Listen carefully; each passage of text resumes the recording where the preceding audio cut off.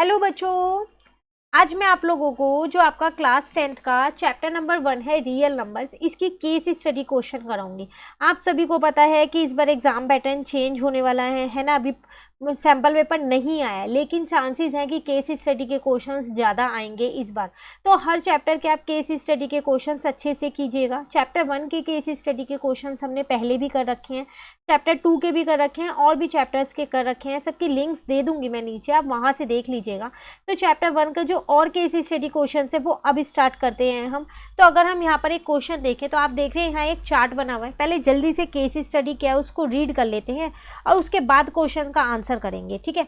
देखो यहाँ पर आपसे क्या कह रहा है, Richard Paul and Linda Elder state that thinking is not driven by answers but by questions. Keeping this idea in mind, mathematics teacher of class 10th of Blue Marble School decided to develop interest and motivate students to become actively involved in the concept. He asked some questions. The teacher drew a flow chart for real numbers family on the board as shown below. The chart for the set of real numbers include all type of numbers. ये numbers है, numerals है, ठीक है। Observe the chart carefully. देखो यहाँ एक chart दे रखा है जिसमें आपको ये बता रखा है कि रियल नंबर होते क्या हैं। दो पार्ट्स में बांट रखे हैं, rational number and irrational number. Then rational number को आपने फिर दो पार्ट्स में फर्दर बांट रखा है, नॉन इंटीजर रैशनल नंबर और इंटीजर्स। देन इंटीजर्स जो आपको पता है वो नेगेटिव एंड होल नंबर होते हैं। होल नंबर में पॉजिटिव अपने आप इंक्लूड हो गया प्लस जीरो इंक्लूड हो गया। होल नंबर के अंदर जीरो होता है और नेचुरल नंबर्स होता है।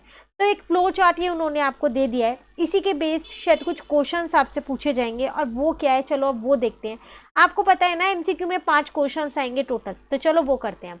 तो क्वेश्चन नंबर 1 आपसे क्या कह रहे हैं, यहाँ पर कह रहा है the sum of rational and irrational number.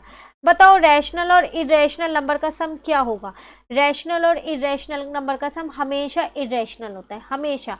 कोई भी ले लो, रैशनल नंबर 2 ले लो, इरेशनल √2 ले लो, तो 2 + √2 आप इसे सॉल्व नहीं कर सकते, ये इरेशनल है। आप कोई से भी 2 नंबर लेके कीजिए, हमेशा आंसर इरेशनल ही आएगा, ठीक है। नेक्स्ट में आपसे क्या कह रहा है, द डेसिमल एक्सपेंशन। आपको इसका डेसिमल एक्सपेंशन बताना है। एक नंबर दे रखा है 144 अपॉन में है 2 की पावर 3 इंटू में 5 की पावर 3 इंटू में 7। तो क्या होगा इसका डेसिमल एक्सपेंशन। देखो यहाँ पर 2, 5 और 7 तीन नंबर है। अगर 2 और 5 होता ना तो ये टर्मिनेटिंग हो जाता, लेकिन यहाँ 2, 5 और 7 है, इसलिए ये non terminating repeating decimal expansion है। क्लियर है। नेक्स्ट में आपसे क्या कह रहे हैं, a rational number in its decimal expansion. आपको एक रैशनल नंबर दे रखा है, इसका डेसिमल एक्सपेंशन कह रहा है what would be the prime factor of Q.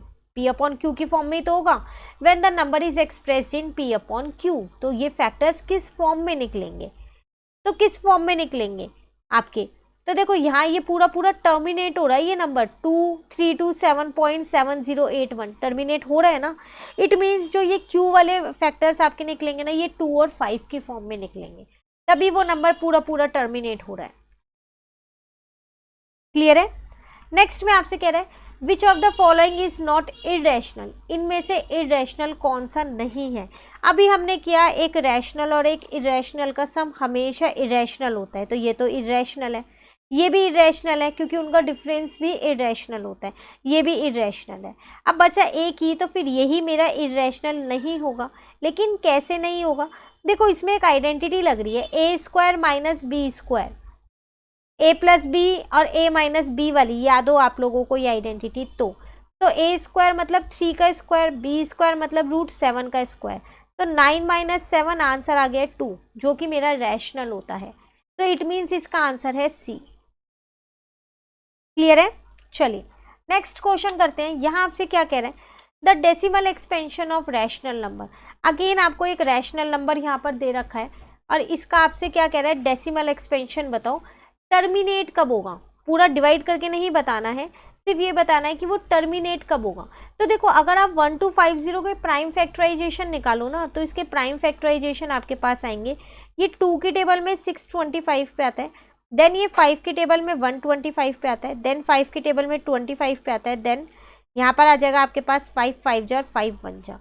तो डिनोमिनेटर के अगर मैं प्राइम फैक्टराइजेशन देखूँ तो 2 की पावर 1 इंटू में 5 की पावर 4 है। हमेशा याद रखना जो भी हाईएस्ट पावर वाला होता है ना, वो उतने नंबर्स के बाद टर्मिनेट होता है। तो यहाँ 5 की पावर 4 वो हाईएस्ट है, तो इट मीन्स ये 4 डेसिमल प्लेसेस के बाद टर्मिनेट होगा। क्लियर है? तो ये था चैप्टर नंबर 1 का आपके पास रियल नंबर्स का केस स्टडी क्वेश्चन। इसमें जो ये टर्मिनेटिंग वाले हैं, डेसिमल एक्सपेंशन है, इस टॉपिक के क्वेश्चंस आपको एनसीईआरटी से नहीं करने हैं, लेकिन हाँ केस स्टडी में आ सकते हैं, ऐसा नहीं है उसमें नहीं आएंगे, ठीक है, क्योंकि इसमें आप देख रहे हैं बाकी ये वाले क्वेश्चंस भी हैं। तो एक बार ओरली इस कंसेप्ट को भी आप रिवाइज कर ही लीजिएगा, ठीक है। अभी और भी चैप्टर की केस स्टडी क्वेश्चंस करेंगे, तो वो हम अपने आगे की क्लासेस में करेंगे। इन 5 क्वेश्चंस में आपको कहीं पर भी डाउट होना तो आप कमेंट करके पूछ लेना, और जो इस चैप्टर के बाकी के केस स्टडी क्वेश्चंस कराए हैं प्लस चैप्टर 2 के कराए हैं, उन सब की लिंक मैं आपको नीचे डिस्क्रिप्शन में दे दूंगी, आप वहाँ से देख लेना, ठीक है। कहीं भी डाउट हो कमेंट करके पूछ लेना। वीडियो अच्छी लगी तो लाइक ज़रूर कीजिएगा। Thank you.